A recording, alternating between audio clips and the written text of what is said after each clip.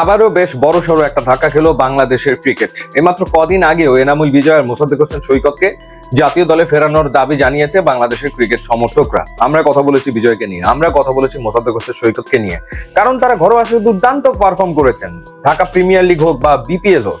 কিন্তু কে জানতো যে গত সিজনে বিপিএল এর লাস্ট আসরে তারা এমন সব অনৈতিক কর্মকাণ্ডে জড়িয়েছে, যার কারণে তারা আসলে অভিযুক্ত হয়েছেন বিপিএল এর যে তদন্ত কমিটি গঠন করা হয়েছিল 3 সদস্যের, সেই কমিটির দ্বারা, যার ফলশ্রুতিতে এবারের অকশনের তালিকা থেকে তাদেরকে বাদ দেওয়া হয়েছে। আমি জানি না এনামুল বিজয় কিংবা মোসাদ্দেক হোসেন সৈকত তাদের আসলে কিসের অভাব, যার কারণে তাদের এই ধরনের অনৈতিক কর্মকাণ্ডে জড়ানোর প্রয়োজন পড়েছে। দীর্ঘদিন ধরে জাতীয় দলে তারা খেলেছেন, মোসাদ্দেক হোসেন সৈকত অধিনায়কত্ব করেছেন। এনামুল বিজয় এত বছর ধরে ধারাবাহিকভাবে পারফর্ম করে যাওয়া এক ক্রিকেটার, তিনি কিনা ক্যারিয়ারের একেবারে শেষ দিকে এসে এরকম কাজ করে বসলেন। কি অদ্ভুত, মানে ধাক্কা খাওয়ার মতো এক ব্যাপার। 9 জনের নাম সামনে এসছে, যাদের নাম অকশনের তালিকা থেকে বিসিবি সরিয়ে নিয়েছে একেবারে শেষ মুহূর্তে। এই 9 জনের ভেতরে 4 জনই দুর্বার রাজশাহীর ক্রিকেটার, যেই দলটার দায়িত্বে ছিলেন, অধিনায়কত্ব করেছেন এনামুল বিজয়। আরেকটা নাম আমার কাছে খুব অবাক লেগেছে, শফিউল ইসলাম।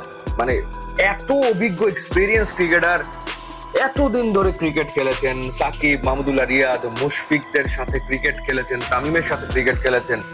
এখনো মনে পড়ে বিশ্বকাপের সেই ম্যাচ চট্টগ্রামে যেটা হয়েছিল, ইংল্যান্ডকে বাংলাদেশ হারালো, শফিউল ব্যাটিং এ ছিলেন, মাহমুদুল্লাহ রিয়াদের সাথে বাংলাদেশ ম্যাচটা জিতলো। সেই শফিউল এই শেষ বয়সে, মানে ক্রিকেটিং ক্যারিয়ারের একেবারে শেষ দিকে এসে কেন তিনি এই ধরনের কাজে জড়ালেন বোধগম্য হলো না। তিনিও দুর্বার রাজশাহীতে খেলেছেন লাস্ট সিজনে। সানজামুল ইসলাম, তিনিও দুর্বার রাজশাহীতে লাস্ট সিজনে খেলেছেন, স্পিন বোলার। তো জাতীয় দলে খেলেছেন এরকম ক্রিকেটার হচ্ছে এই 4 জন, এনামুল বিজয়, মোসাদ্দেক হোসেন সৈকত, সানজামুল ইসলাম, শফিউল ইসলাম।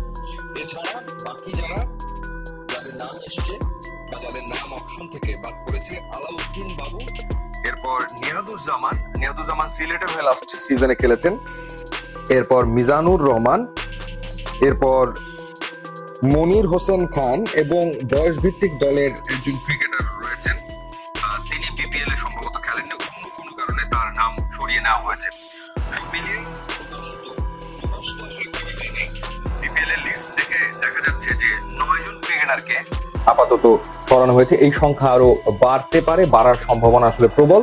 এর পাশাপাশি কর্মকর্তারাও রয়েছেন, গত সিজনের বেশ কিছু কর্মকর্তা রয়েছেন যারা অভিযুক্ত, এবং তাদেরকেও এবার বিপিএল এ সম্পৃক্ত হতে দেওয়া হবে না।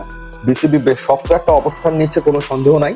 দেশের ক্রিকেট একটা বড় ধরনের ধাক্কা খেলেও বিসিবি একটা শক্ত অবস্থান নিচ্ছে, কারণ শাস্তি না দিলে এই ধরনের কর্মকাণ্ডগুলো বন্ধ করা তো সম্ভব না।